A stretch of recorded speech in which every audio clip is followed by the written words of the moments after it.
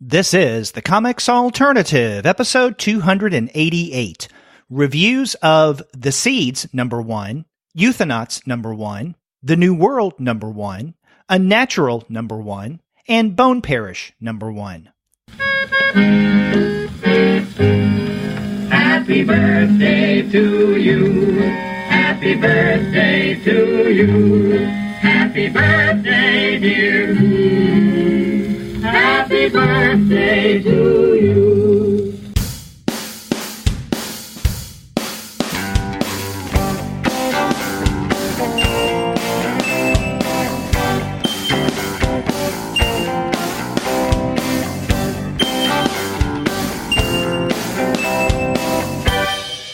Hello and welcome to another episode of the Comics Alternative. I'm Derek. And I'm Paul, and we're two guys with PhDs talking about comics. And on this, our birthday episode, we're 6 years old. Yay! Yay! Paul and I are going to be discussing 5 number 1 issues that have come out recently. We're going to begin with The Seeds, written by Nocenti with art by David Aja. After that, we're going to look at Tini Howard and Nick Robles' Euthanauts. From there, we're going to look at 2 image titles, Alice Cotton Tradmore's The New World and Merker Adolfo's Unnatural. And then we're going to wrap up with Parish, written by Cullen Bunn and art by Jonas Scharf. But before we get to that discussion, we want to let all of you know that this episode of the Comics Alternative is brought to you by the great folks at Discount Comic Book Service. Go to DCB Service right now. They will take care of all of your comics pre-ordering needs. There, you're going to find all DC, Marvel, Image, and Dark Horse titles at 40% off of the cover price if you pre-order. For all of the other publishers, you'll find that those discounts are anywhere from 20 to 35% off cover price. And every single month, you're going to find some unbelievable specials. Sometimes those specials could be as much as 45% off of the cover price. Sometimes 50% off cover, but occasionally you can find discounts that are even more impressive than that. That's right. You can find great discounts, and sometimes you find the things that you love and have or have caught your interest. The new titles, all the titles we're talking about today, the third issue, or in the case of the Seeds, the second issue, all there at DCBS at discounts from 35% off and up. You can also check out the great bundles that they have to get an incredible value on a bunch of DC bundles, like the New Age of DC Heroes bundle, or the Jinx World bundle, or the Vertigo bundle, which is at 60% off. You can check out the Marvel bundles. Yeah, 60. Whoa. 60 deserves a yow. And you can also check out the Valiant bundle if you like that stuff. I like that stuff. So, pretty much anything you're looking for in comics, you're going to find it, and you're going to find it at a great deal at Discount Comic Book Service. That's right. You can't go wrong with Discount Comic Book Service. Please be sure to visit their website, dcbservice.com, because they will take care of all of your comics pre-ordering needs. And after you do get your titles there, please drop them an email and tell them that the two guys with PhDs sent you. Yeah, we'd appreciate that. Well, Paul, as I said at the top of the show, this is our 6th anniversary. So we've been around for 6 years. Happy anniversary, Comics Alternative. I know you had some music, but I just thought I'd insert my own there. Well, yeah. What was that? A baby song? Who did the Happy Anniversary? Yeah. That's right. Yeah, I was going to do something on my mind. You've been at this for a good while, Derek. It's been amazing, the output that you've produced. People who read, follow, love the comics world, as I do, have cherished it as an invaluable resource. So, Derek, cheers to you. And to you, who now is a permanent part of the Comics Alternative. And you were a part of it earlier in fill-in shows and Young Reader series, but now you're co-hosting, so you can celebrate as well. Yeah, I like to think of myself as a representative of all the listeners out there who we thank you for your loyalty, commitment. I know it's really how interesting the podcast remains, and all the different kinds of comics we talk about and the people we talk to. But really, it's an achievement, Derek. So, we're celebrating. Yay. Now, our very first episode went up on August 1st, 2012. So when this episode goes up, it's just almost exactly 6 years from that time. And since then, and I did the counting this morning, not counting this episode, but we put out 737 episodes so far. This makes it 738. Now, of those, 287, or with this show, 288 regular shows. Okay. So that's the regular weekly show that goes up every Wednesday. The interviews we've done, since we spun off the interview series separate from the regular weekly show, because we did several interviews on the weekly show, but since we spun off the interview series on its own, we've done, as of last week, 193 interviews. Wow. And then all the other episodes of the 737 are, the monthly series, like the Young Readers, the manga, Euro comics, manga, what have you. So, I also went to check because I couldn't remember the very first titles we reviewed. Now, our first episode was basically Kunka and I going off on what we wanted to do, what our plans were for the Comics Alternative. It was a relatively short episode, but basically we called it the Alternative Comics Manifesto, or a Comics Alternative Manifesto, I guess. But our first review episode was episode number 2, and we looked at Richard Stark's Parker, The Score, and Saga. So those were the first 2 titles that we looked at. And then in episode 4, we did our very first interview on the Comics Alternative, and that was with Jonathan Hickman. Wow. Yeah. I forgot all about that. That's absolutely right. I think I went back and listened to that once upon a time. Yeah. So it doesn't seem like 6 years. On the other hand, in another way, it does.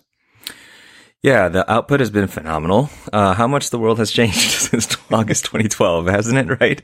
And indeed the comics world has changed, and, you've been able to sort of follow it and track it as folks have listened, all along the way. And so, it is pretty great to think back on all the books that you've covered, the people that you've had a chance to talk to, Derek. What a window to the world of comics that this podcast has been, for all of us, really. And, we definitely want to thank all of our loyal listeners, those who have been with us from the very beginning, or maybe just recently have jumped on board. We get good reaction from listeners. Every now and again, people email or tweet out or just say, hey, glad that you're doing what you're doing. So we appreciate that. It's always good to hear from you. So thank you, listeners, for 6 wonderful years of the Comics Alternative. Yeah.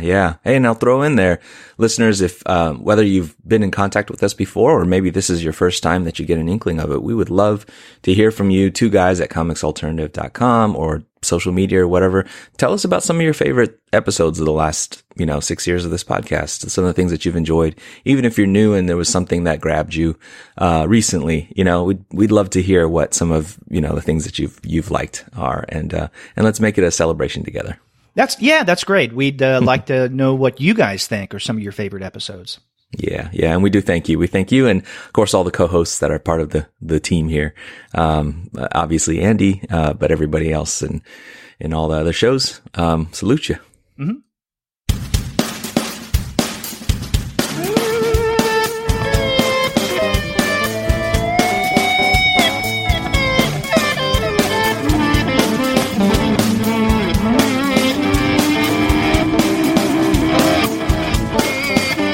Well, Paul, let's get into this week's episode. And listeners may remember, if you heard last week's show, we said at the very end of that episode that we'll be back next week and it'll be our preview show. Well, Paul and I had thought that this week's episode was going to be a look at the August previews catalog.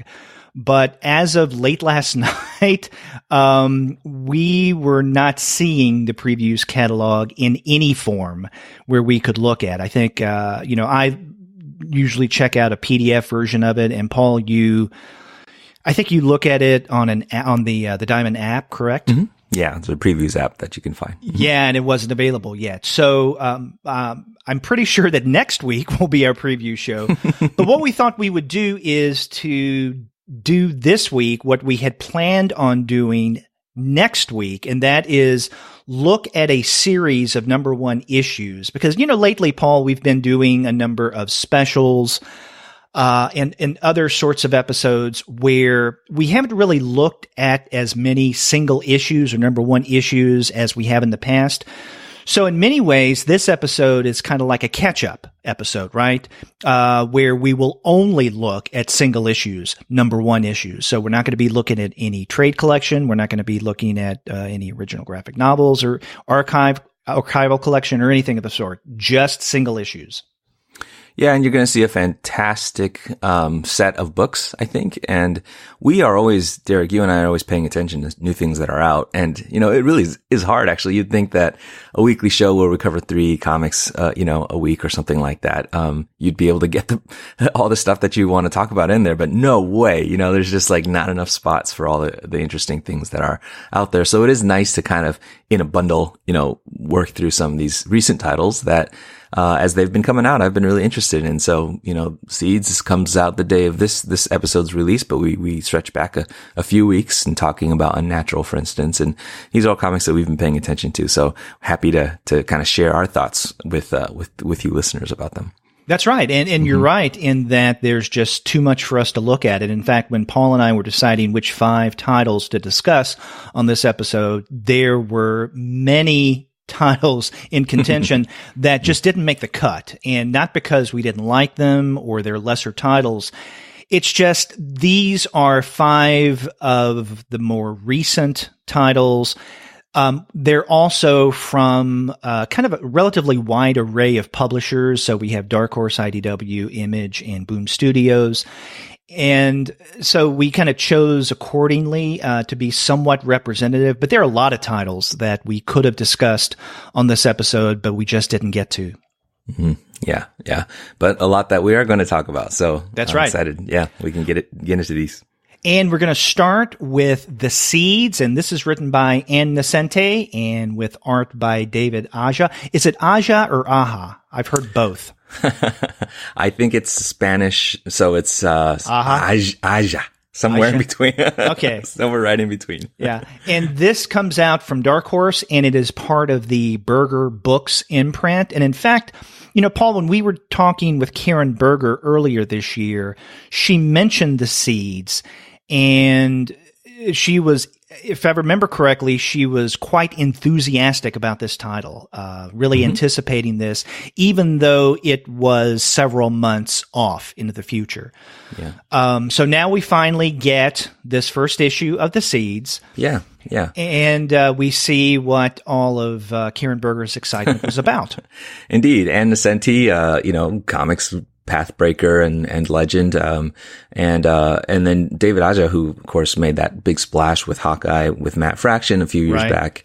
But of course, had done Iron Fist and things like that before. So a really incredibly talented creator crew. And then all of the Berger books, I think both of our experiences have been the same, that they've just been really, just that very distinctly Karen Berger, Vertigo, DNA kind of, series of titles. And so this one has all that promise as well. It does.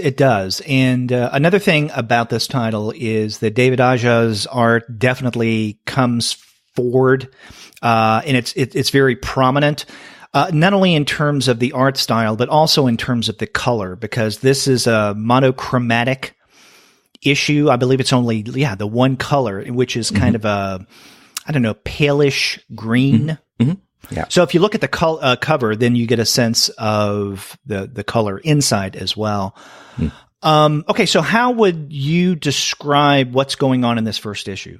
Well, the premise is not going to sound too crazy or unfamiliar to comics fans, but essentially it's a slightly futuristic world. We follow sort of two different storylines. One, a journalist named Astra. I think Astra is the name, or maybe Astra. No, that's her name. Yeah. Yeah. And she, journalism makes sense. Nocenti is a journalist, was a journalist. And then the other is sort of this guy in a really Sandman looking gas mask. And I think the big thing about this world is that there's a big wall that separates a known and more familiar world to us, and although in a post-apocalyptic-y feel, and then this area behind this wall called the zone. And the zone is a place where there's no laws, there's no rules, there's no phones or internet, and something is going on in there. And that's part of the mystery of what we're trying to figure out. But there's a lot of stuff in here about bees and honeycombs and seeds, obviously, as in the title, and some kind of a notion of collecting up the natural world as that natural world faces what seems like, a post-nuclear kind of disaster, and then there's more. But I guess that's where it could start. Yeah, and you're right to point out that this is some kind of futuristic world where things have changed, but it's very ambiguous as to what has happened. Mm-hmm. Now, later on, we're going to be discussing Kott and Moore's The New World, and there we get a bit more backstory in terms of the context of that futuristic world. But I think with the seeds, it's very different in that we don't know exactly what's happened. So it could be post-apocalyptic, but it doesn't necessarily have to be. Right, and I think one of the things that leads me, at least, to think that there may be something somewhat post-apocalyptic about this is at one point, and I believe, because this first issue is divided into, I believe, 6 sections, 6 chapters, as they chapters, call it. Yeah. And in the, I don't know if it's the 4th or what, but this is where we get this alien, if we want to call question mark alien creature, talking with his colleagues. And they mentioned something about getting word from above, I guess their superior, that the humans are doomed. Right. But the one character that you mentioned, whose name, he doesn't have a name, so I don't know exactly what to call him, Mr. Alien, the one who has a relationship with the human Lola, which again seems a little weird, an alien human tryst. But he says, well, they don't look like they're doomed. And then his superior says, well, I've been told that they're doomed. Maybe there's something we don't know. We really don't have much context, not only in terms of what's happened to the world, right? Where this wall needs to go up and what is the zone on the other side. But we also don't have much of any context whatsoever about these alien creatures, with the almost Sandman-like headgear that they have on. Right. It is really weird. And I have to say, of the 2 storylines that you mentioned, the one with Astra and then her editor, Gabrielle, and then Lola and the alien, it's the one with Astra that makes the most sense to me. In other words, that's the one that I can grab onto more. And in fact, that's where some of the politics, from what I can glean from this first issue, seems to be embedded. Maybe a little bit in the Alien Lola story, but not as much. But I think the thing about the Alien Lola storyline is that there's just not much context there. So as I was reading through this, and in fact, I read through the first issue a couple of times to try to get my brain wrapped around what's going on, and I'm still not certain what's happening here with these alien kind of creatures. Yeah, I think that probably that's part of the goal, is that these the mysterious other side of the wall is a little bit mysterious, but I do think we get some glimpses. There's one shot where our alien hero has to go and encounter what seems like the camp or whatever, and the leader is sitting in a chair wielding a shotgun in front of an American flag, naked in front of a TV. This mask, right, sitting in front of a TV. So there's a little bit of that these are the weird separatists who are up to something to prepare for the future. You're right. Not I certainly didn't mean post-apocalyptic, like there's an indication of an apocalypse. This actually seems like a suggestion that this is where our natural degradation of the world is going, assuming some alien visitors or whatever. But, I think that I get a lot of hints on that alien side, on the side inside the zone of signals and also in a political way, sort of signals of this, separatist, or fear of a kind of, preparing for the apocalypse kind of, cult-like activity. But, the two worlds I think are, they're all rendered in Aja's like really amazing and very beautiful and very kind of gritty and very real sort of style that fans of his art, fans who like the stuff that he does, whether in covers or interiors, I think are going to enjoy. I mean, I think if you're wondering if David Aja's back, he's back. These pages are extraordinary, and I think that part of the aesthetic that comes with his art, if I was the writer, if I was trying to be, half of what Nocenti is, would be to leave things, underexplained. And I think that happens here. So it's definitely a trust us readers and hang with this, and you can kind of see some of these dimensions unfold. Is this slated to be a limited series? Do you know, or if there's a plan? I would think so, because I don't know of any of the Berger book titles that are ongoing. True. I mean, they're all true. Relatively contained and limited in that way. So I would guess that the same here with the seeds. Okay. I'm with you in terms of this, if we want to call it a productive ambiguity, in that they do pose in this first issue a number of questions, or there are a number of questions that are posed. But I think in a very good way. Now, in a little bit, we're going to be discussing Euthanauts. And I'll want to contrast what my experience was with Euthanauts to my experience with the seeds. But yeah, I do think that especially with again, if we want to call it the Alien Lola storyline, there is quite a bit of mystery that's embedded there. And that's fine, because that propels us, I think, into the next issue and so on and so forth. Right. With Astra story, it's much more straightforward. And even though things aren't completely answered, I do think that it's a more, straightforward storyline, especially in terms of what she wants to do. I mean, this is someone who is a reporter who has been tasked by her editor, Gabrielle, to do primarily clickbait stories, right? Right. Which is something that she doesn't want to do. She wants to tackle the bigger things. And in fact, we see her at the very beginning in the first chapter, as they call it, the first part of this first issue, at the wall and wondering what's on the other side and why do people go over or why do people not want to go over the wall? Because there's kind of a love-hate relationship, as she points out, with this wall. And so that's going to be her big story. Now, her editor, Gabrielle, wants her to follow, kind of as a clickbait story, something that's gone on called the Death or the Club Death, right? And it is a club where people can take a drug, and this drug, supposedly, from what they've heard, allows people to see their own deaths. So you can witness your own death and what goes on with that. And then when the drug wears off, then I guess you'll remember that. And at first, Astra doesn't believe it. And then toward the end of this first issue, we do see her at a club where people are using this.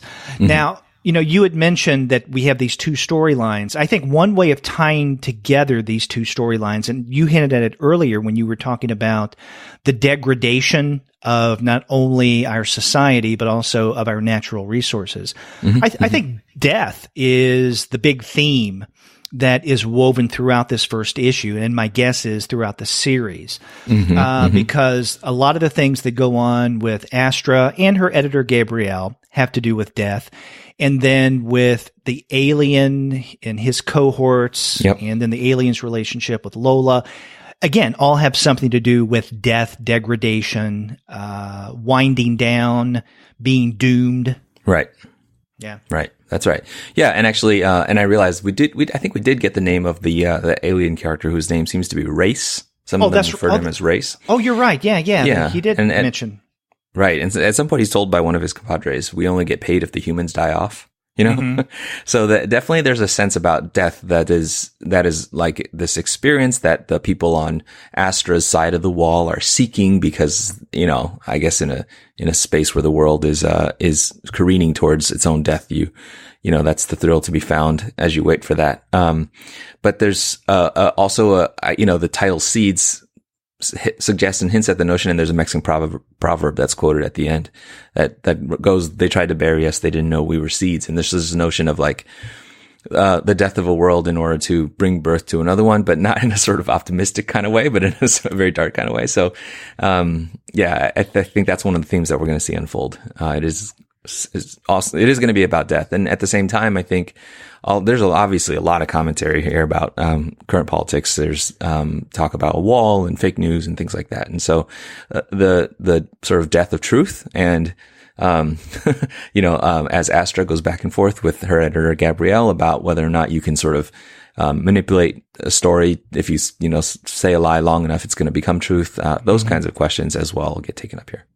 Yeah, and you mentioned those topics in contemporary politics. I was wondering when I read this how much of this may have or maybe may not have been informed by what's going on today. And of course, yeah. If this is, it's coming out this week, but it had to have been written well before this. And so, is this a reaction in many ways, or a commentary to what's been going on in terms of the current administration, or no doubt, yeah. Did this maybe anticipate? Because these are themes that were out there, before Trump. Maybe not terms like fake news, but if you say a lie long enough, then it'll become reality. Things of that sort, and the wall. So I don't know. Did Nocenti kind of in a fortunate way kind of stumble upon something that turned out to be quite timely, or is she or has she written this as a reaction to the times? I can't imagine that any of this is accidental. Since the 70s, Nocenti's been political and it's great. But but I do think I don't know. I'm at a point right now where media that is sort of full of allusions to those kinds of the iconic symbology of our terrifying administration is almost like it's almost overdone at this point. Not that it's not welcome for me as a reader, but it's just I hope something interesting gets done with it.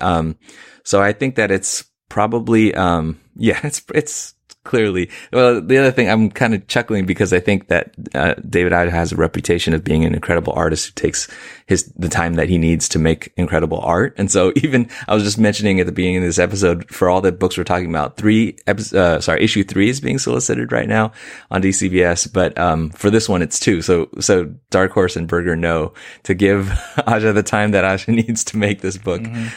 So I don't know how much what that indicates about how much in advance Nocenti had dreamed up this story. But I think you're right in that these are phenomena questioning, veracity of the news and where obviously it's it's going back to Transmetropolitan and things like that and obviously before, but they are very very much in the headlines all the time now. And so the correspondence is, the resonances are all there. Yeah. And I do hope that in future issues, we come back to this theme of fake news, if we want to call it that, or bending reality in order to fit a rumor, which is the way that Gabrielle puts it. And the reason I say that I hope that we get more of this, because I think that's where this first issue really caught my attention. I felt that after chapter 3, and this is the scene where Astra goes to see Gabrielle, and they have this conversation about fake news making the false true, so to speak. That drops after that section. I don't think I didn't at least find any hints of that theme, of that discussion, of that concern in the rest of the issue that followed.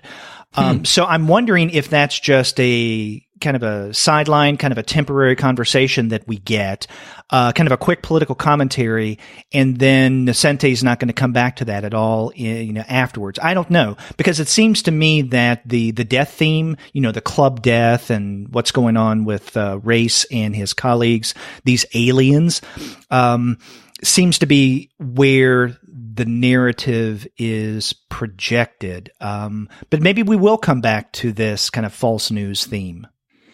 Yeah, actually, I think, and I don't have to say more than this for anyone who hasn't read it, but I think actually the last page ties it together really, really tightly, where these two things that you've been talking about, on one hand, the journalism and the construction of truth through quote unquote journalism, and then whatever the heck is going on with this alien world, kind of ties together as in the end, and in sort of like the beautiful symmetry, one world meets the other.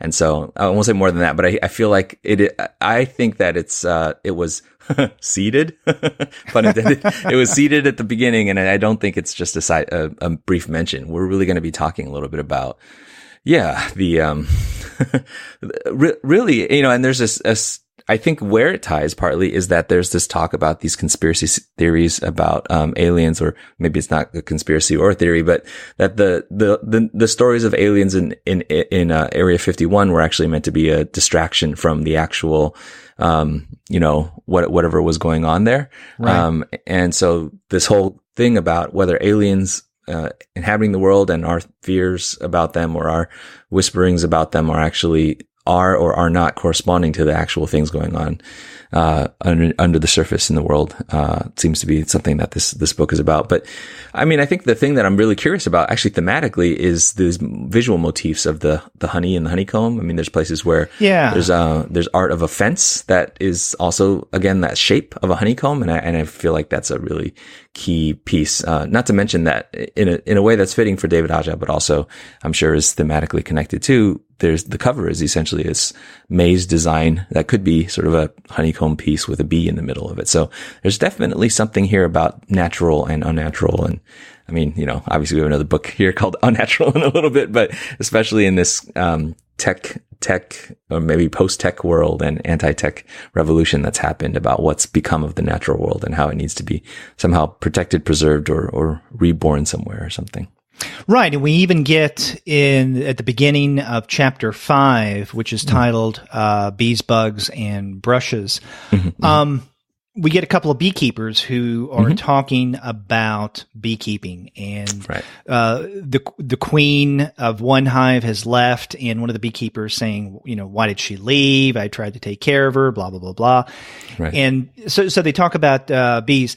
Yeah, I mean, I can speculate as to the significance of bees, beehives, pollination, all of that, and how that may be significant. I mean, when you're talking about pollination, I mean, it's just a hop, skip, and a jump to seeds and the significance of seeding.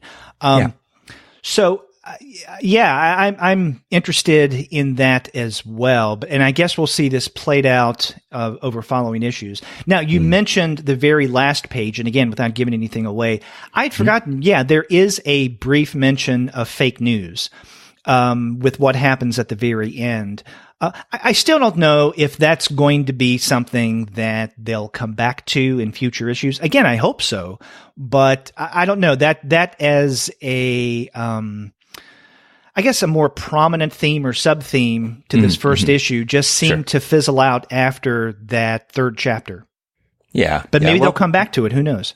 Yeah. I think that's the thing about reading number ones is, economy of space. You have to, who knows what will get picked up as things go on. But, I don't know. Are you on board for this book? I think that's a question that I'm going to ask with all these new number ones. Is this something that you imagine trying to keep up with monthly, or maybe check it out at the end, or where are you at with this one? Okay. This is one that I would keep up with on a monthly basis. And I say that almost conditionally, I would keep up with it.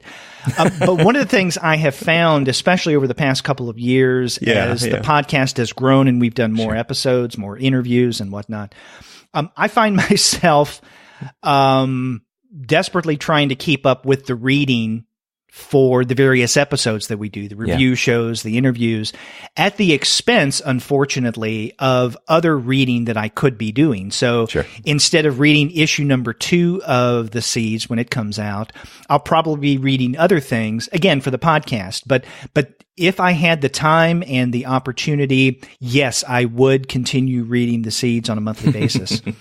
Would you? No, I think that's really good because, Derek, we all know you got manga books to read and you got Euro comics to read and all kinds of web comics to read. So, I do plan to keep up with this. And I think that is a kind of a good way for me to talk about my thumbs up or thumbs down about each of these titles is the extent to which I'm interested in picking them up in trade at the end or following month by month. I mean, I think that there's something to the way that David Aja's work sort of creates a reality by sort of, embracing the artifice. You know, he just has a style that I'm very drawn to, which of course I discovered along with most people in that Hawkeye run. And I also am a big fan of Nocenti from back in the day, from, Daredevil of a billion years ago. So I'm really on board. And the parts where I'm not sure about this book or it's a little discomforting or whatever, I'm on board for that too. So this is probably of the books, I would say of the 5 we're going to talk about, there's 2 that I would say that I'm planning to read monthly, and this is one of them. Okay. Yeah. And again, I think Nocente's writing is such that I trust her. To answer some of these questions. And so, I would definitely read on, in future issues.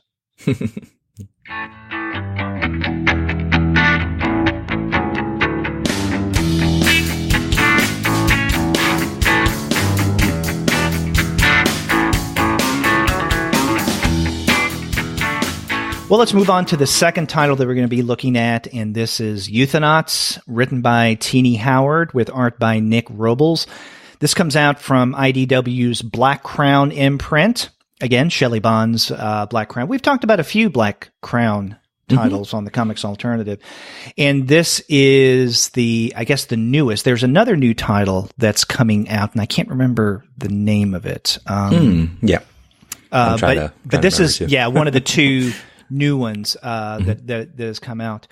Now, I think one of the reasons why we wanted to talk about the Euthanauts right after The Seeds is that Black Crown and Berger books, at least in my mind, is somewhat similar. I mean, both of them are imprints.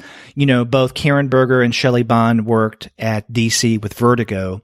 And so I think both the Berger books as a whole, those various titles, and same thing with the Black Crown titles, I don't want to say that they're like Vertigo wannabes, but they definitely have a Vertigo feel to it. Yeah, I think of them next generation Vertigo. So exactly, yeah. So it harkens back to what Vertigo used to be, and what maybe someday it will recapture. Who knows? They keep trying to do it again. And we'll talk about that in a future episode, I'm sure. But yeah, so I think that with the Black Crown titles, this and this is one that definitely does have a Vertigo-ish feel to it.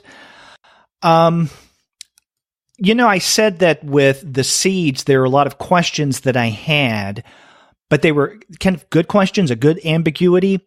With Euthanauts, I was even more confused, and I'm not sure if that was a productive ambiguity. And so let me just start off by not necessarily being negative, but being critically cautious, let's say. That's your take on it. Yeah, I can see that. I mean, I think it's meant to be obscure territory that they're launching into. And I'd say the big key for me is that it's a kind of a notion of death being like space, unexplored territory, and people being fascinated with the exploration of that. And most regular folks being, why in the world would you be fascinated with the exploration of that? But then I think the general notion, we start off with a scene of a sort of bunch of, I don't know, cultish revelers or something, sending off the body of somebody somebody calls his mama, and seemingly having a kind of, altar burning and, bacchanalia, something going on. And, kind of gets weirder from there. But we meet Thalia, who's our main character. Thalia, I'm not sure. Thalia, yeah. Yeah, Thalia Rosewood, who, works at a funeral home and sort of has a constant fascination with death, and is hanging out with friends at a diner or a restaurant, and sees an older woman who is terminally ill woman.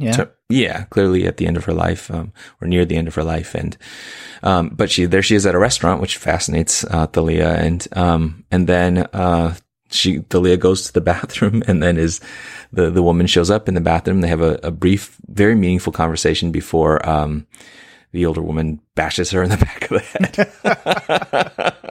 head. So, and then from there, what we find is a very weird, and I will say this about the book. I think I'm in general accord with you about the book being a little bit hard to grasp, and because of that difficulty, having a little bit of a hard time warming to it. But there are some 2-page spreads in this book that are just gorgeous. And Nick Robles or whatever just has, I think, a real fitting artistic style for what I think this book is trying to do. There's a kind of a sense of like an out of control wandering space that death is supposed to be. Euthanauts obviously in the title, and you can hear that. And also the sort of like spaceman outfit, the little bubble around the head that is an indicator that we're exploring uncharted territory, really gets played up really nicely visually here. So it's for sure a weird book. And, added to that, the layer of this being about the exploration of death. And I think people feel very differently about that, different kind of comfort level about that. But, I think this is going to be one that's not for everybody, but some people are going to just really latch on to.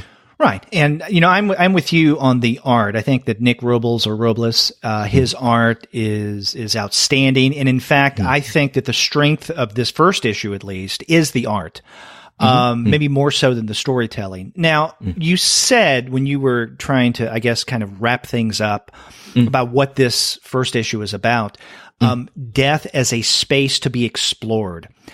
Let me ask you this. Did you get that from this first issue, or did you get that from the publicity surrounding this series? Yeah. Because I was reading about what Euthanauts was going to be about. In fact, you can even read it, I think maybe in the back of this first issue, what this is about. And of course, you can go on various comics news sites and read what it's about. I have to say that I got more from the peripheral material, let's say the paratext, than I did the text itself. Because if I didn't know that this series will, at least eventually, we get, I think, a little of it in this first issue, but it's not entirely clear. But if I didn't know that there is this kind of space that represents death that will be explored by people who are called Euthanauts, I wouldn't have got that from this first issue. If I didn't know from reading around what Euthanauts is about, I wouldn't know from this first issue that this is what it's about. Yeah, that may be an indication of a failure to communicate that clearly enough. I'll tell you that what we have here is failure to communicate. Exactly. That was ringing in my head as I said that. Thank you, Strother Martin. I actually, where it came from is we were talking about this, in a previous episode. And I don't know if you remember when this came out in previews, and I was thinking about it afterwards, and I think you and I were both like attracted to the cover art, something about the cover art. So, and then I was thinking about it afterwards, and it was when I was re-listening. I do go back and re-listen sometimes to our episodes. And I thought, oh, of course, Euthanauts, and knots obviously makes me think about astronauts. So, and then I think for me, I can see where that really wasn't sort of patent enough as you read it. For me, it was trying to wrap my mind around this idea of being tethered. They talked about being tethered. And I don't know if it's because I am haunted by Cuarón's movie Gravity and the notion of being untethered in space. But I just started, those associations just kind of worked for me. But I can see them easily being, passed by anybody else. So it's interesting. I mean, I would say this, whether something has succeeded or failed, I'm impressed by Tini Howard's range, because the last thing that we read from her is Assassinistas, right, which wound up being super cool. I thought it was very fun, and this is there's something quite different, and maybe both really work within the sort of Black Crown vibe, and yet are remarkably different in terms of theme and prototone and stuff like that. So I'm kind of impressed with that range. I think this is one where I'm not like, let me get every monthly issue, but it's one where I will be interested in seeing the sort of the full complete story once it's got some behind it. Yeah. Getting back to your earlier question, what you were asking me about the seeds, this is one I probably will not read on a monthly basis. I would be interested if I get the time to read it in trade once everything is completed and then collected. You know, I think I agree with you in terms of Tini Howard's range. I was really impressed with what she did with Assassinistas. And of course, I have to ask myself how much of that impression is based on the fact that Gilbert Hernandez did the art. Sure. And I'm sure a good bit of it. But if I try to extract Gilbert from the equation, I did think that was a pretty good story. This one, I think, is more ambitious, at least from what I see in this first issue. And because it's more ambitious, there's more to, I think, live up to and follow through on. And I'll be honest, I'm not entirely sure that, at least in this first issue, she accomplished what maybe she wanted to or could have in terms of, setting up the storyline. And I'll tell you where this first issue lost me. You mentioned that at the very beginning we get Thalia, Rosewood, and then the woman who is terminally ill. They meet in the bathroom, then the terminally ill woman. I don't think she's given a name. I call her like a dead woman. Because we see her later and she is dead. I mean, she's kind of a spirit in some ways. But wax Thalia on the back of the head. And then there are 2-3 pages where it's almost like an out of body experience for Thalia. Yep. Okay, I'm with that. But then after that, we get to what seems to be a hospital, and we get these two, I guess they're orderlies, who are running down the hall, and they're calling Thalia Rosewood. And so they're going to look for her, and then they don't find her in the bed where they expect her. And then this is the first time, I believe, that the word Euthanauts is mentioned. Because she's not in bed, and the woman orderly, if she's an orderly, says, without the tether, we can't tell her anything. Without the teller, Guelam, which I guess is her colleague, she isn't a Euthanaut. She's just dead. Now, okay, I read through this multiple times, got to the end of the first issue, went back to look at this middle section. It takes place a little after, I guess, the middle of this first issue, this hospital scene. I still can't make much sense about what's going on here. Who are these people? And again, maybe these questions will be answered in future issues. Yeah. But again, it comes down, again, I want to contrast between what Nocenti and Aja did in the Seeds and what Howard and Robles is doing in Euthanauts. Whereas with the Seeds, I think that it's kind of a good, positive ambiguity. With Euthanauts, it's a kind of mystery and unanswered questions and ambiguity that stops me in my tracks. And I mean, I'm curious, but I'm probably going to wait for the trade. Yeah. If I continue with this at all. Because I think that the writing poses a number of questions, and some of those are visually based. But it doesn't follow through in ways that I expected to. So, we talk often on the Comics Alternative about the success or otherwise of a first issue. In other words, what does a first issue need to do in order to be successful? In other words, to propel us into wanting to read the second and third and fourth issue and finish the series.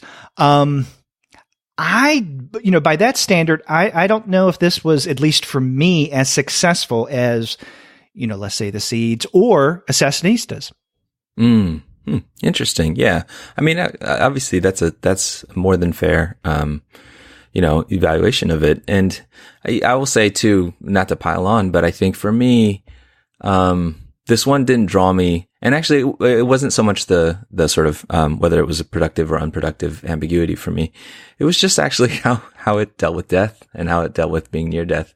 And I get it that the book is really about people for whatever reason have a fascination and let's say even a respect, reverence for what death might be. But there's a way where comics art, I don't want to insult anyone personally. So please nobody take this as a personal assumption or attack about the creators.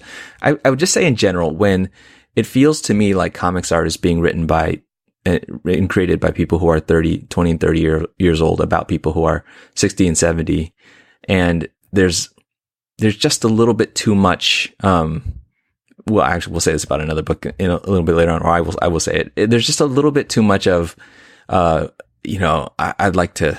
It's just representations that are so much based on stereotype, and to me feel a little bit lacking of genuine human understanding or empathy, or you just haven't walked in those shoes. And so the old woman character, there's not enough hints of her humanity for me to feel anything but sort of like turned off by this book. Yeah, I mean, that's a good point, because we see this older woman figure after she's dead, toward the end of this first issue. And, I was intrigued by her at the very beginning, in the bathroom scene. But then after that, she does become, let's say, less approachable as a narrative figure. And in fact, she becomes like downright almost evil in the way that she treats Thalia. And she could be. I mean, and that's fine. Another thing I noticed in looking at these final pages where we have this woman who's now dead floating in this empty space, she has headgear on that again reminds me of Sandman. So this is the second title that we've discussed this week where the visuals are reminiscent of Sandman. Yeah. So I guess that maybe is just a thing for me, or I don't know if other people feel that same way, but yeah. Yeah, I see your point. That makes sense to me. It's an intriguing premise, and again, very Vertigo-esque, if we want to call it that. On the other hand, I hesitate to keep referring to, let's say, Berger book titles or Black Crown titles as Vertigo-esque, because it's almost as if they're derivative. I don't mean to suggest that at all. It's just has a particular vibe that I remember getting, years ago from reading Vertigo. Which is a good vibe. And so I think its heart is in the right direction. I don't know if, at least with this first issue, the execution comes off. I'd be curious though to see how I might feel if I go on to read, let's say, issues 2 and 3.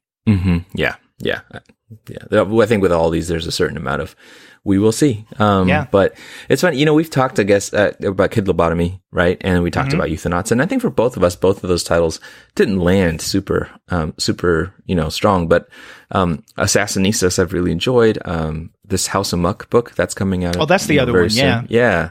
That looks great. I loved Femme Magnifique, which I backed on whatever Patreon Kickstarter way back when, and they're going to print that soon. So I do think that Black Crown is going in the right direction, and it's got really good stuff, and I like the experiments. It just happens that this one just isn't hitting me in the same way, but actually I'm still aboard. I mean, I still want to see, the outcome of this story, and I'm willing to give it a chance. It's hard to judge for me fair. It's hard to be fair in judging a first issue. But I think there's enough good things here that, I'm going to want to come back and see how it does. Yeah, I will too. And you mentioned some of these other Black Crown titles. At the very end of this first issue, we do get a listing of the various Black Crown titles that we have so far, including Kid Lobotomy. Of course, there's Black Crown Quarterly, Assassinistas. Punk's Not Dead. We discussed that on the show. Yeah. And, Assassinistas, I remember reviewing I think it was with Gwen that we looked at the first issue of Assassinistas. Right. And then Euthanauts, House of Muck is coming out. And then you mentioned Femme Magnifique. So yeah, I mean, they're starting to build up quite a library, and I'm looking forward to it. Another thing that I'm glad with the Black Crown titles is that they've apparently given up the quote unquote hip commentary at the very end of the issues. Because I remember when certain Black Crown titles first came out, I don't know, the write-up, and I guess these were by Shelley Bond primarily, just seemed as if they were trying a little too hard to be, right now, hip, in the know. And that got on my nerves. But I mean, the story's proper, kid lobotomy or assassinistas. I enjoyed. So yeah, we'll see how Black Crown continues to grow, and I hope it does, because I think there's definitely a space for these kind of imprints like Black Crown, like Berger Books, that it's a void that Vertigo has left, unfortunately. So I'd like to see these other publishers, IDW and Dark Horse, with their own imprints, kind of like DC had Vertigo, and hope they really continue to take off. Yeah, at the very least, I think we're going to get some really great series out of them. So, right. Yeah. Mm-hmm.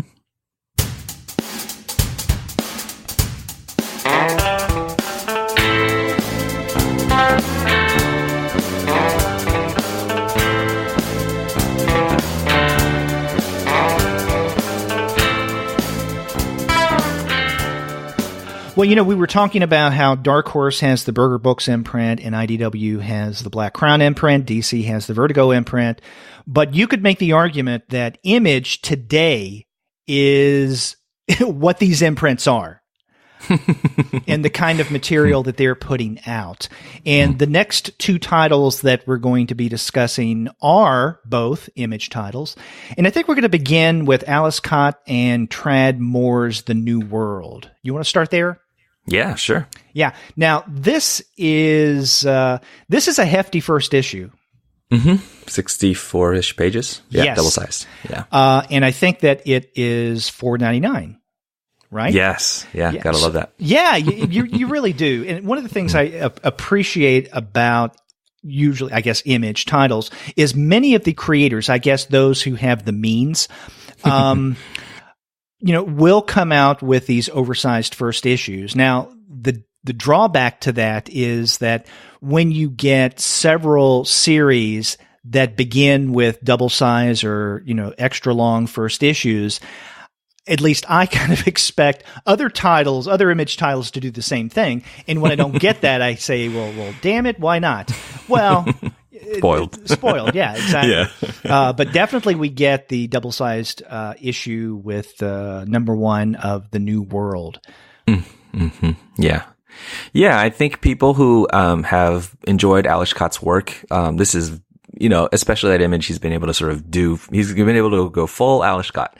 And so this is very, very much that kind of thing. It's basically a futuristic world, and a kind of a Romeo and Juliet story, actually. We meet two characters who we assume are going to, connect. They certainly do connect by the end of these 60 some odd pages. One of them is a soldier who's, or some, actually I should say a cop, guardian, something or other, who she's one is of the guardians. Yeah. Stella Maris. That's right. Stella Maris, and she's a televised one. It's become reality TV for these, police guardian type figures to go out and hunt down criminals, and, cameras follow it and it becomes a big show. And not only that, she's actually the granddaughter of the governor who's named Herod. Did I get that right? President Herod. Yeah, he's president of the Herod. network, There we go. I guess, yeah. Of course. Herod was an actual governor.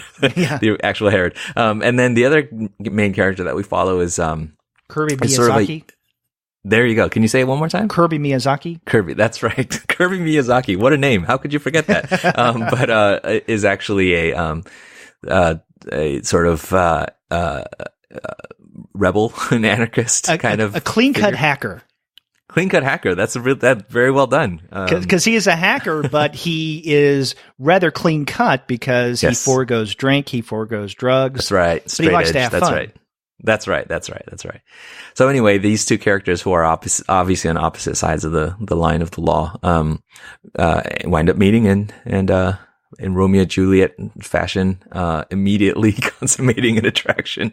But we have the art of Tradd Moore. And so if people know him from Luther Strode or, there's a lot of Tradd Moore fans out there. This is great Tradd Moore art. I thought it was incredibly attractive. Really, I think one of the standout things about this issue that's going to blow people away is that the colorist on this book is a first time colorist, and it's so eye popping and so attractive. There's a charisma to the color palette that is amazing. And the colorist is actually Heather Moore, who is Tradmore's wife, and she's an artist herself, but this is the first comics work that she's done, and you'll see why. It's just it's sort of a really, really great color. But yeah, I don't know. What do you think of the New World? I really enjoyed it. And, you mentioned the Romeo-Juliet factor of that we get from this first issue, and that will, I'm assuming play itself out in subsequent issues. I think that that's the main storyline, although there are a lot of other things that are going on in this first issue of the New World. One thing that I'm fascinated by is this television program, The Guardians, right? Mm-hmm. This reality TV show that not only is reality TV, but viewers can participate in it. So, for instance, we see fairly early on, Stella, who's tracking down a criminal, actually gets the criminal, and it's up to the viewers whether she should execute or let him live. Right. And one of the things that defines her as this, I guess, law enforcement figure in the entertainment world is that, and she tells us this directly, she doesn't kill. Mm-hmm, so even though the viewers may vote for extermination, she refuses to do so. And actually that becomes a point of contention between her and President Herod, president of the network, who is her grandfather. Because we do see the two of them having dinner at one point, and he kind of gently chastises her about not doing what the people want. And he in essence says, these are the viewers. How can you not do the will of the people? And, she says, I just don't. It's not anything that I believe in. So she's not going to take the will of the people, right, to deliver a fatal blow. Right. And so, again, that's another fascinating aspect of this first issue of the New World. The participation of the audience, the reality TV program, The Guardians. I mean, I think that's where this first issue really caught my attention. I'm on board for the Romeo-Juliet storyline, although that really doesn't congeal until we get to the last pages of this first issue. We see a little, because they meet up, both Stella and Kirby meet up at a party. And then whatever happens, without giving anything away, I'm not going to spoil anything. At the very end of this first episode, that more or less solidifies the whole Romeo-Juliet, people on different sides coming together. I think that, that's where all of this comes together. But there's another storyline that I'm fascinated by, and I'm wondering what Kott's going to do with this.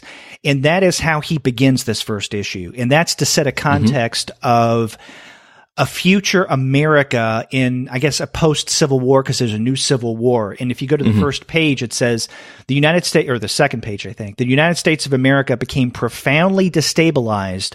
The war did the rest. And then we have a division of territories. So there's a no man's land, which is primarily the Midwest. The northern part is the United States of East Americas.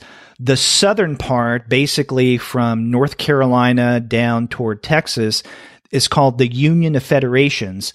And then there's a territory, which is where the action takes place, in New California. So apparently in this post-Civil War era, only New California has turned out to be very prosperous, right? The one that kind of links the other territories together, if at all.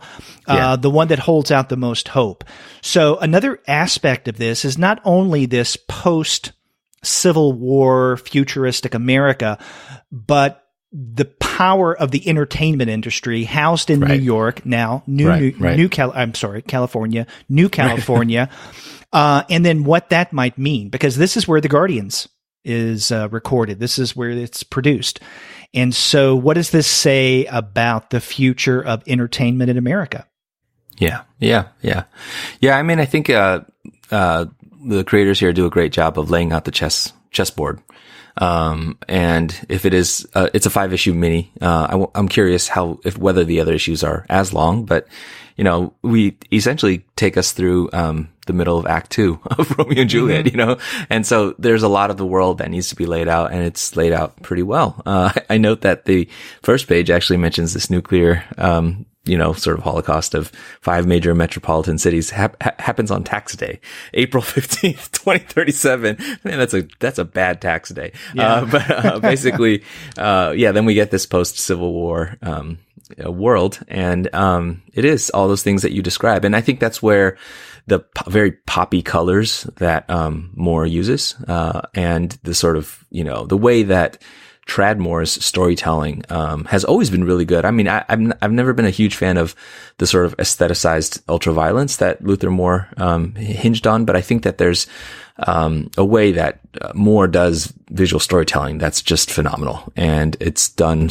in that same sort of quality here. There's some things about it that are clearly inspired from the sort of enterprising frontiers of great animation these days, but also just other things that are just very distinctly his own. And for the art alone, I would be on here, but I agree with you that the world is set up well, and I'm pretty intrigued to follow the story. There's nothing here that's startlingly new to me, outside of what I was saying about the great art and color. But it's enough of the things that I think make it an interesting story, interesting commentary, that it's going to be a fun ride. Right. Now, I'm glad that you mentioned the nuclear explosions that were mentioned at the very beginning. I'd forgotten about those. I mean, and that goes to show, because I said that the story, where we get the backstory of the Civil War begins on page 2. Actually, I think it's page 4, because I'd forgotten about the nuclear explosions. And that just goes to show that there's so much going on in this first issue that at least I forgot that it began with nuclear explosions. Although after that first 2 or 3 pages, we really don't get any more mention or information about the nuclear Holocaust. I don't know if you want to call it a Holocaust. It doesn't even say that there were perpetrators for these nuclear explosions. It says that nuclear devices simultaneously exploded. Sure. However they did, it did. Yeah. Maybe that depends on whether live in no man's land or New California. Yeah. How much of it was Holocaust to it. Yeah. But yeah, I'm fascinated by this first issue. I do wonder if Kott will come back to the divided America with the different territories, and bring that more directly into the storyline, especially the Romeo and Juliet story that's going on here. Yeah. I mean, if I had to guess, the way like East of West laid out these worlds, and you knew that you were going to, there were enough hints early that you were going to actually get to explore each of these worlds because it was this long run. I don't get that sense quite as much here. I think that seems like they're laying out the sort of parameters of the world, and then we're really zeroing in on these 2 central figures, which I don't mind because I like them. I think they're really appealingly created, and I like that. I'm a high school English teacher, so much of my experience of Romeo and Juliet is filtered through reading and watching it a bajillion times. But there's something to this Kirby character who, has a little bit to me of the Leonardo DiCaprio version of Romeo in the Baz Luhrmann Romeo and Juliet. And, there was I think there was a sort of a quality, a great quality to that version of Romeo that I kind of see in this Kirby character. So, it's sort of like a sweetness, even a gentleness, as much as there's a kind of rebelliousness that, makes for a really interesting chemistry between the two, the two mains, the 2 leads here. Yeah, exactly. And one of the things we get, as I guess is going to be I'm assuming will be a major complication, at the very end of this issue, although he's mentioned earlier. Another one of the law enforcers on this show, The Guardians, is named Logan Maximus, and he is, in essence, the antithesis of Stella. Whereas Stella refuses to kill, Logan Maximus seems to be defined by death. And so he will, at the drop of a hat, without hesitation, exterminate a perpetrator. And so, I mean, that's basically what he's known for. And in this, toward the end of this first issue, Stella, because of her grandfather wanting her to basically learn her lesson, teams her up with Logan. And this is where we get the revelation at the very end of this first issue. And I'm wondering how in issues 2 and 3, this dynamic, if one at all will exist, between Stella and Logan will play out. Because, I mean, again, they're kind of polar opposites. And so what will that mean, especially within the context of Stella's relationship with Kirby? Yeah.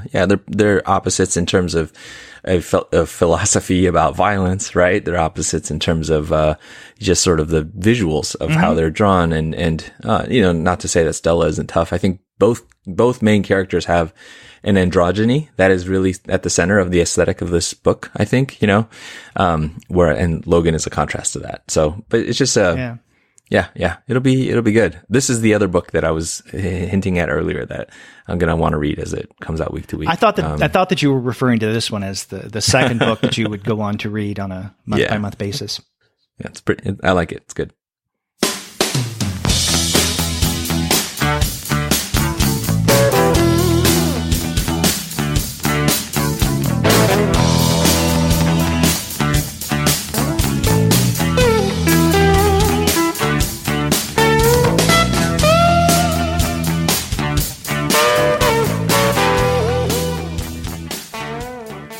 Let's move on to the second image title that we're going to be looking at, and that is Mirka Andolfo's Unnatural. And the first issue came out not too long ago. This is translated from the Italian by the Arancia Studio. So I guess it's a studio, not just one individual who did the translation.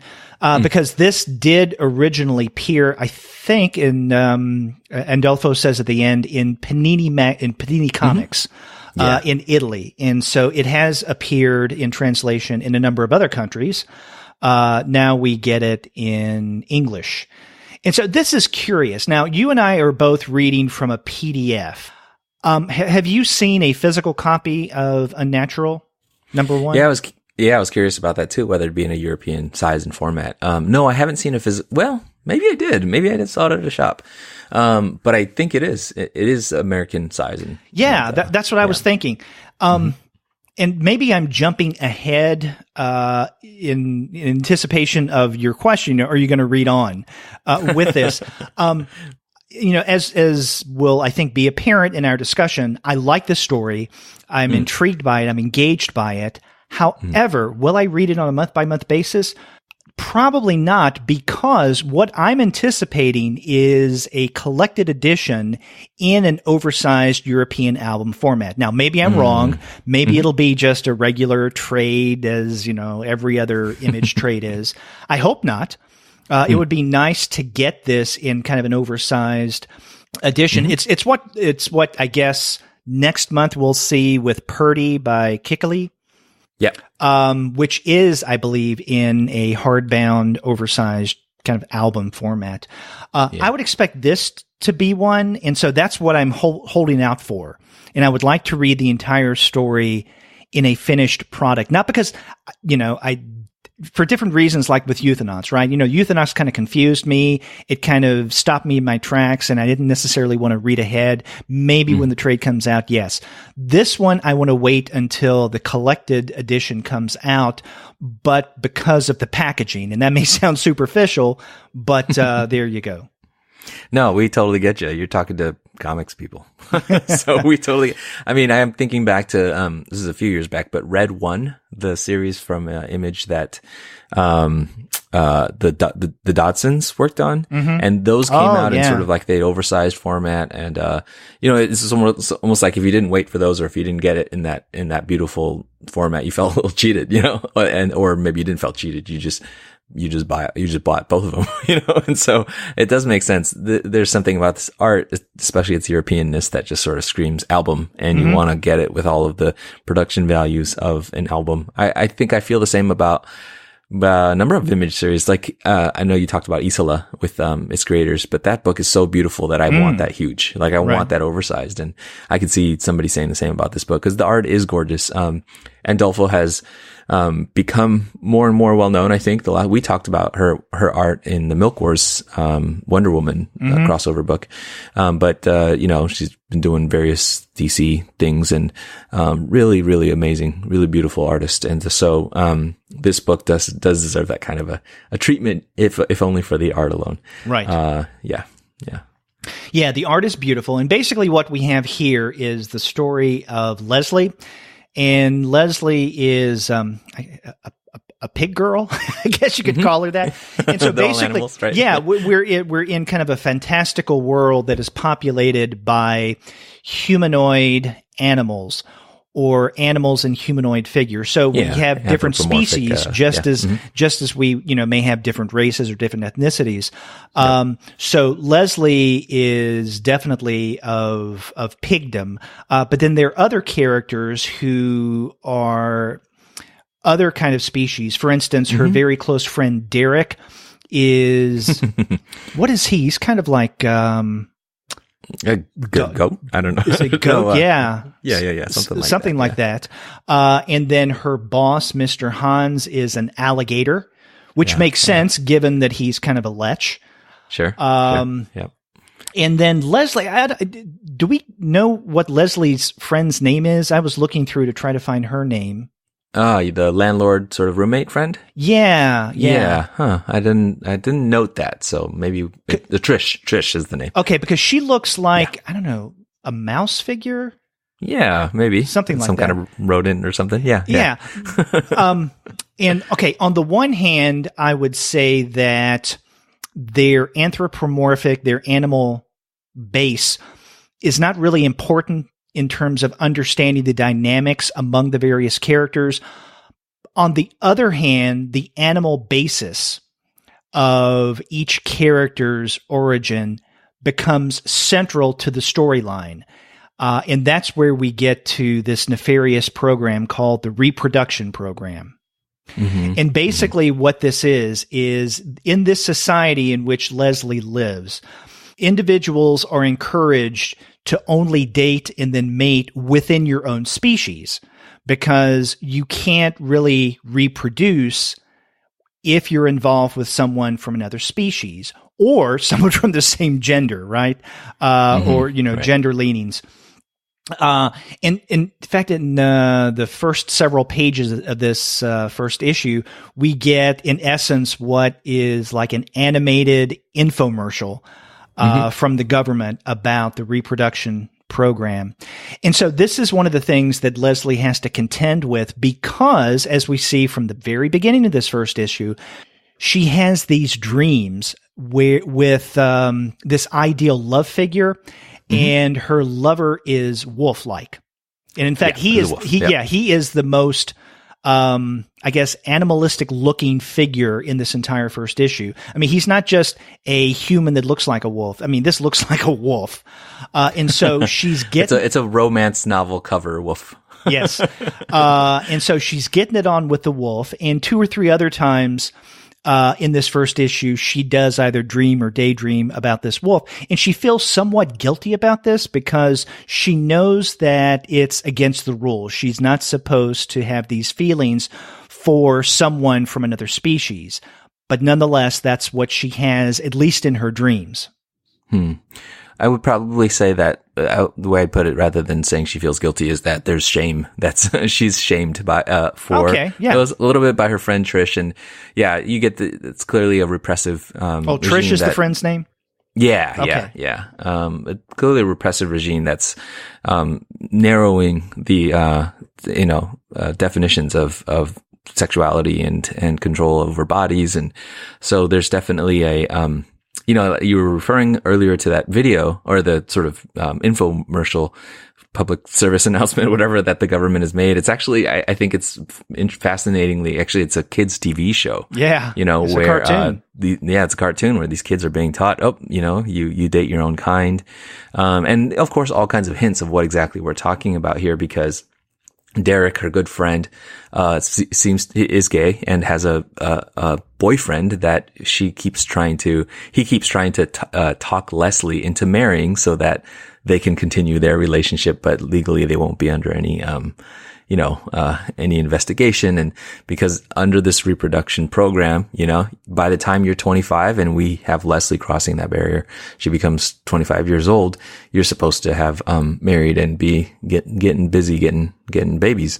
And so, the sort of, on one hand, repressiveness of that, system, that regime. And on the other hand, the freedom under that regime for all kinds of abuse. Mr. Hans, her boss, I think that's an intentional pun. He's very handsy. She's forced to work in a place where the dress that she's given obviously doesn't fit because her body's meant to be on display. So there's just a lot of, great, commentary on, people's control over their own bodies and their sexuality and things like that. Mm-hmm. That is, put up against a world that you would feel like, science fiction in a Handmaid's Tale kind of way, except that, we kind of live in that world. Yeah. So, yeah. And, the government does, provide benefits for those who do marry and reproduce within their own species. So for instance, you get certain tax breaks that you don't get if you aren't yet married. So for instance, one of the pressures that both Leslie and her friend Derek feel is that they have to pay more taxes. Right. Because they're not married to someone of their own species, which is one of the reasons why Derek suggests that a way out of it for them is for Leslie to hook up with and marry Max, Derek's boyfriend. Right. Yeah. So I think the political aspects of this story are attractive to me, as well as the art. Mm-hmm. Beautiful art. We should also say that if you're a listener and you're a bit of a prude, this may not be the first issue for you. Sure. Things get a little racy. We get to see a naked pig girl taking a bath. We get to see her nipples. And the way that her dream works in terms of the wolf and her relationship with the wolf, it gets rather racy. Yeah, I think this is a fascinating thing. We talked about this actually also a little bit with Milk Wars, is that Mirka Andolfo is an artist. She's Italian. And she's an artist who, she's a woman, and she draws beautiful women, sexy women and voluptuous women.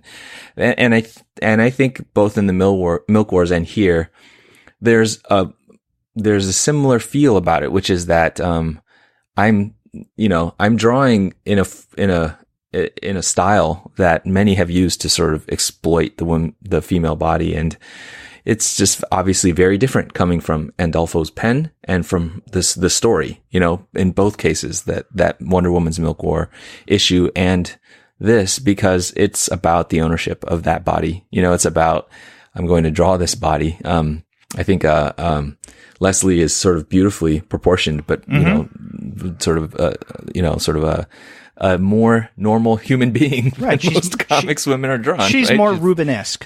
Yeah, she's more full. Yeah, exactly. There you go. And full-bodied and beautiful. And Zaftig. There you go. A Zaftig pig girl. Yeah, and there's an embrace of that, of trying to own your own sensuality in your body in a world where it's always being snatched from you, officially as policy, and also sort of in all these subtle cultural ways and microaggressions and not microaggressions. And so I think that there's again, that sort of claiming and reclaiming thing that's being done by this art. Yes. So, when I said that those who are a little more prudish may not like this, I don't know. I didn't find the art, even the more sensual, explicit, revealing parts of it, offensive at all. And maybe that says something about me and my sensibilities and my taste. But I do think that this is, I don't want to say tastefully done. I do think it's tastefully done. But it's also, I think, strategically done. And I think that's where you were going with your comments about what Andolfo does in terms of representing the female body. Right. Yeah, absolutely. Absolutely. And, some people are just going to enjoy the titillation. That's also not me. Sometimes I am that prudish reader, but when it's purposeful like this, I feel differently about it. So, is this one that you probably won't go on to read on a month-by-month basis? Yeah, if only because, like I just said, it's not sort of necessarily my, just where I find myself, but I absolutely would not, I wouldn't be surprised if people just latch on to this book and absolutely love it and find in it something that they feel like needs to be said, and they're enjoying that. So, I will check in on it for sure. I mean, I think it's one that when it's all out, maybe in that beautiful format you're talking about, that's when I come back and want to read it. Yeah. I love the story. I really enjoy where Andolfo's going with this. And so it's not for that reason that I probably won't read this on a month-by-month basis. I'm just anticipating what a final collection will be and the experience of reading that. So that's what I'm looking forward to. Yeah, that'll be nice.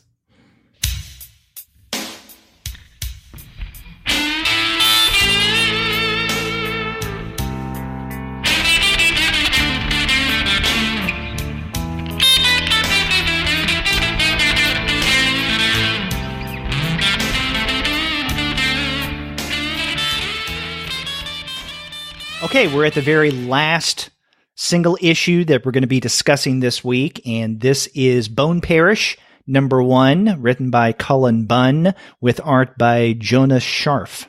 And I'm not familiar with Scharf's other work. I was looking him up, and I can't remember exactly what he's done, but I know he's done work with titles that I'm not familiar with.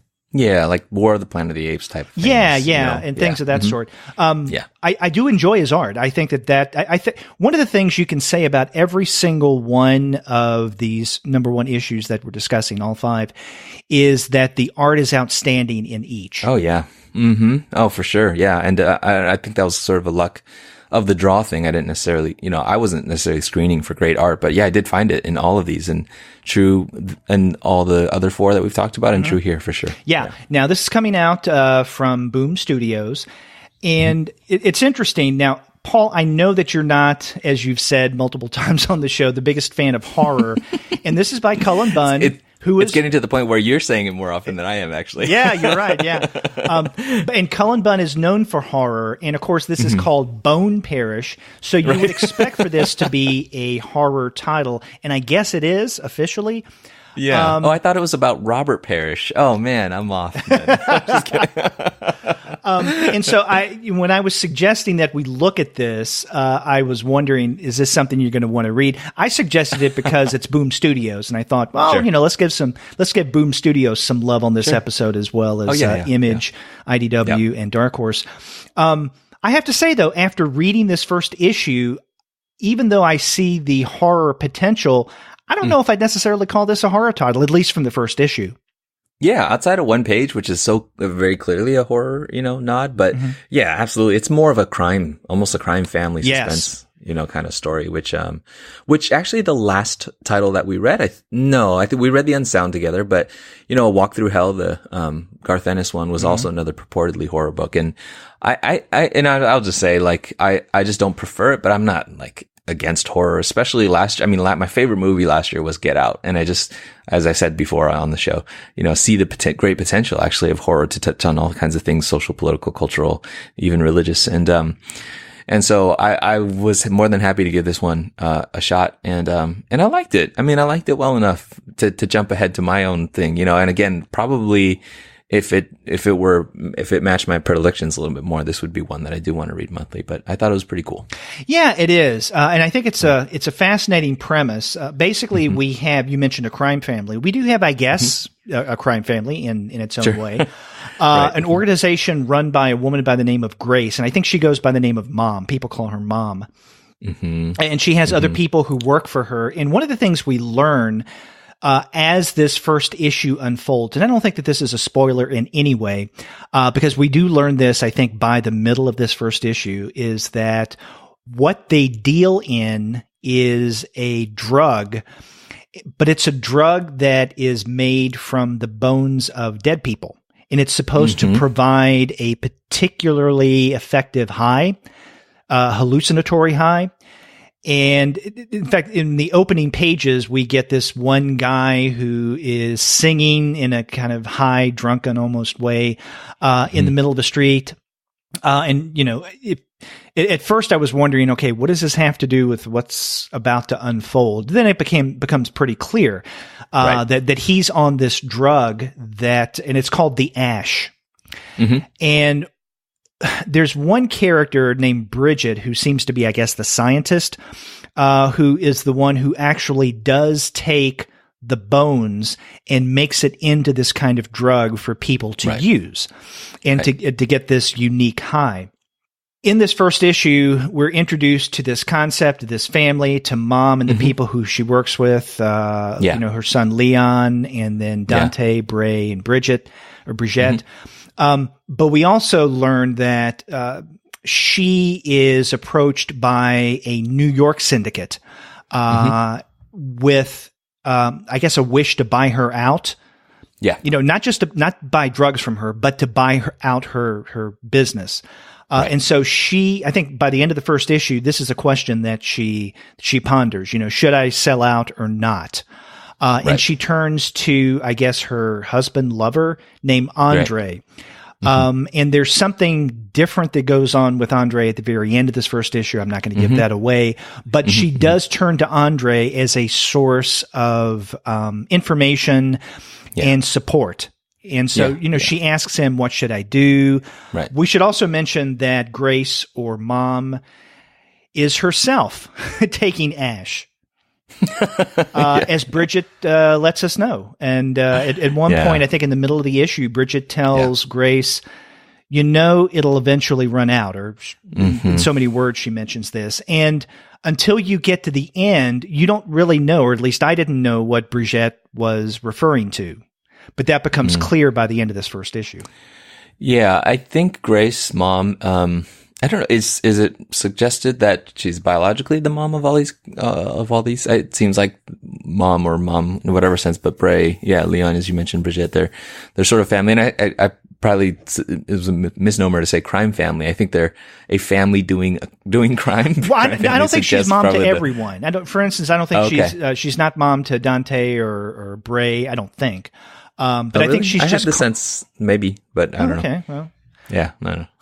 Well, now Leon, I think, is the only one that she acknowledges as her son, because when she meets with Mr. Lamont, a guy from the New York Syndicate, she introduces Leon. You know, this is my son, Leon. Sure, yeah. But the others, I'm not sure. I wasn't. I didn't get the sense that they were her children. But they work for her, and so she goes by the name of Mom. Yeah, the reason I thought so is that the way they talk to each other like brothers. You know, it's sort of like at one point, I think it's Bray is talking to I'm not sure which one, but he says, you know, you got to stop acting like cheap labor and start acting like a businessman. And so there's a little bit of a feeling of a family, you know, trying to talk to each other and raise each other up in how to carry yourself in this kind of setting. But that could easily be surrogate brothers or surrogate moms. As we know from The Godfather, crime families also contain brothers that are not biologically part of the family, but are part of the family. But I think that you're part of the family. Right, that's right. Conciliers. So, but I think the setup obviously is here. You know, of course they're not going to take the deal from the bigger crime family. That would be, you know, really not good for a story. But you know, now you have them pitted against the diminishing resources of the bones that they're collecting to fuel this ash drug.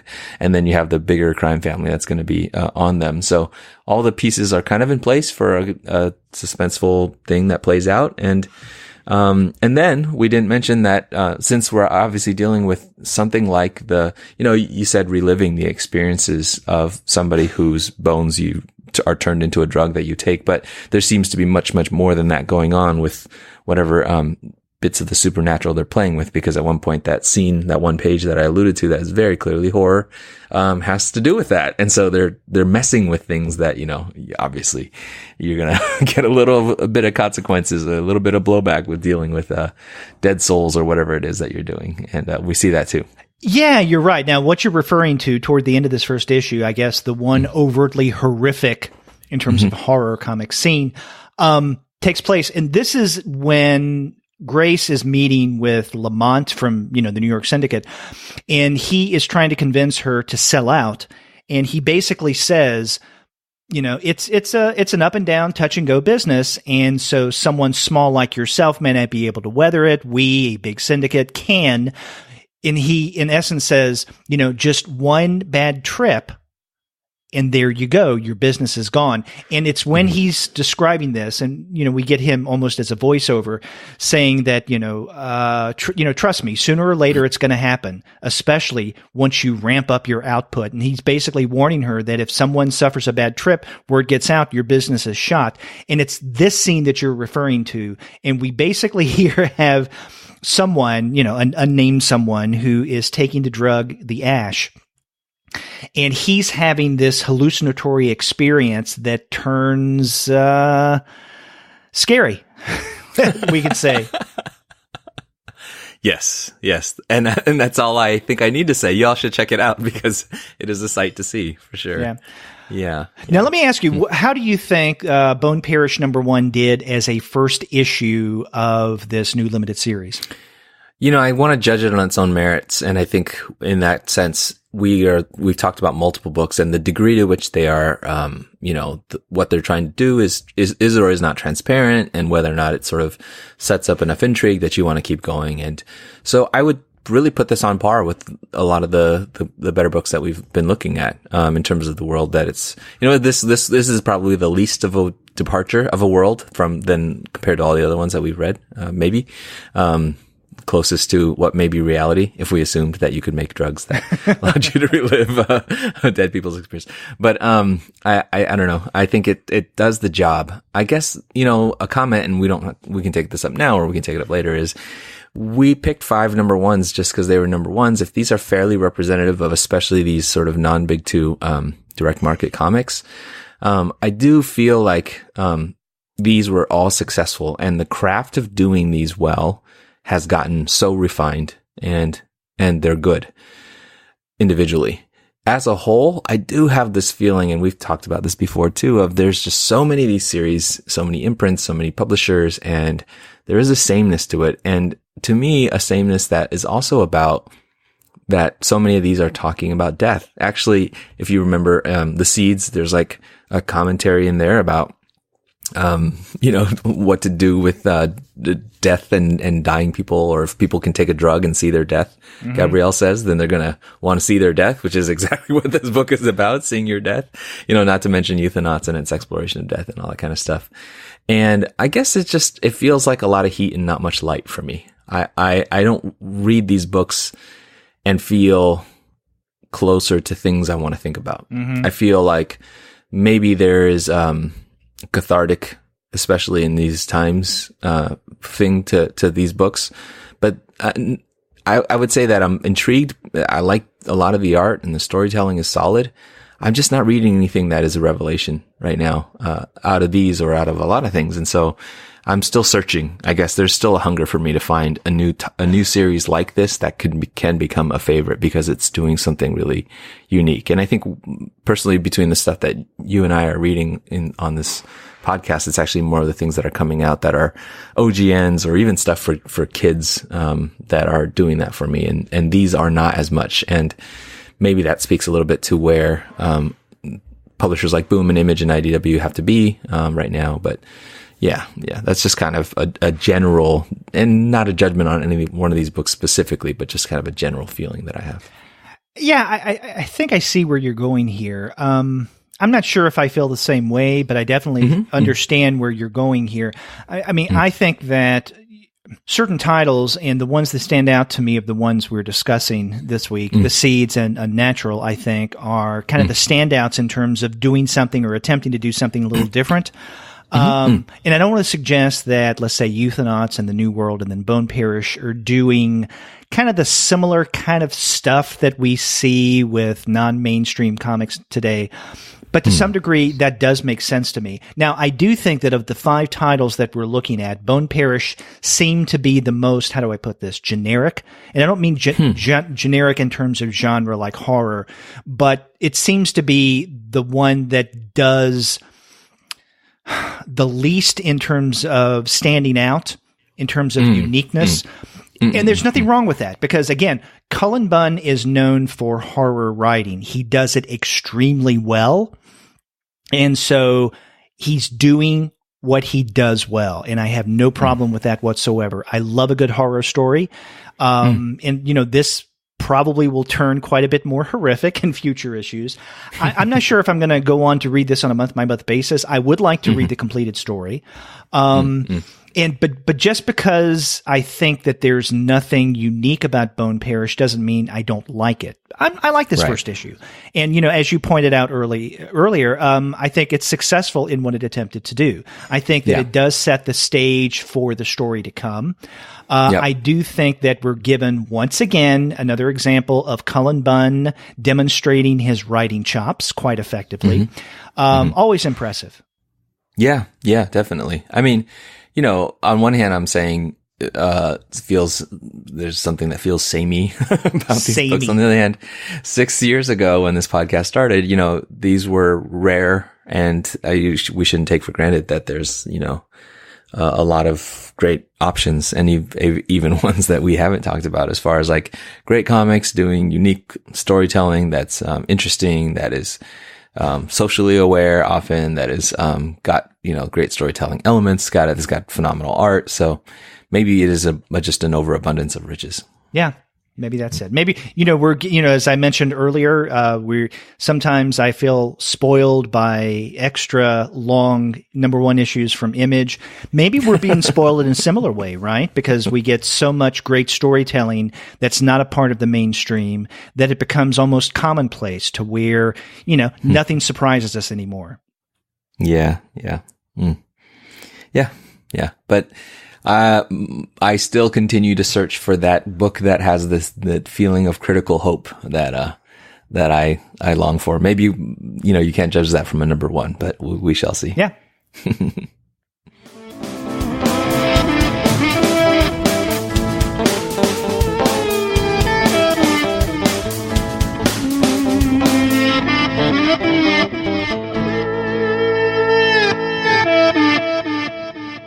So there you go. Paul and I looked at 5 recent #1 issues. We started off with Ann Nocenti and David Aja's The Seeds, #1. After that, we looked at Euthanauts, #1, written by Tini Howard with art by Nick Robles. Then we looked at The New World, #1 by Alice Cott and Trad Moore. From there, we looked at another Image title, Mirka Andolfo's Unnatural, #1. And then we wrapped up with Cullen Bunn and Jonah Scharf's Bone Parish, #1. So 5 really interesting first issues. Yeah, this was fun, and people should definitely check these out. I think you hear in us, even when we are slightly critical of it, that there's, I think, something for everyone among the titles that we talked about. That's right. And a great place for you to get these single issues, let's say issues #2, 3, and so on and so forth. You can get them right now at Discount Comic Book Service. Go to dcbservice.com right now, and there you're going to find great discounts on your favorite comics, the ones we talked about today, and many, many, many others. That's dcbservice.com. And after you do get your titles there, get in touch with us and let us know what you're reading. If you go to our website, comicsalternative.com, you'll find that you can leave us a voice message online via SpeakPipe. Or you can call us the old-fashioned way by picking up your phone and dialing 4153-COMICS. That's 415-326-6427. You can also reach out to us in another old-fashioned way by emailing us.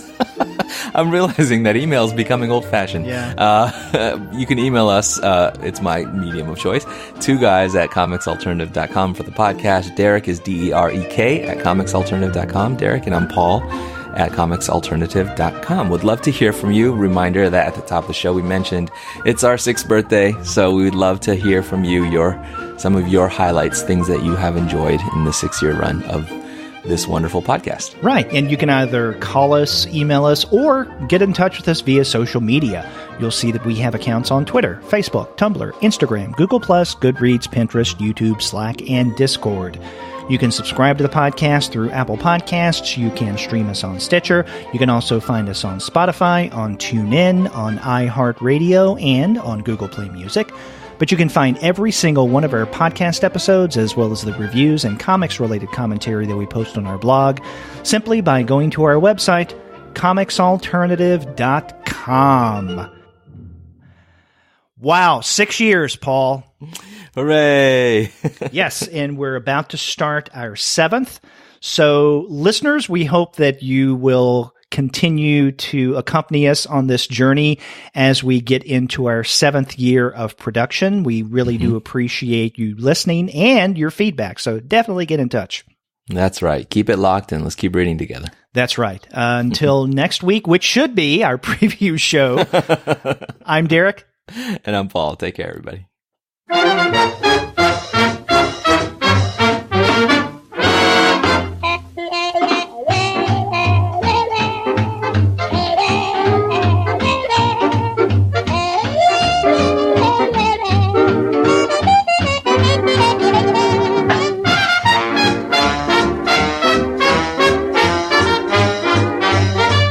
Happy birthday to you. Happy birthday to you. Happy birthday, dear people. Happy birthday to you. To you and you. And especially to you. To you and you. Happy birthday to you.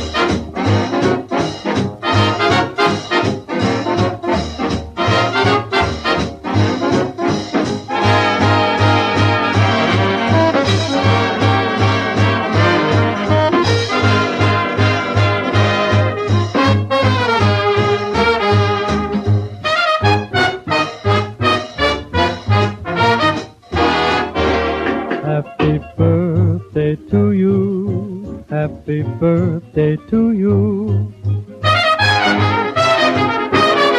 And especially to you.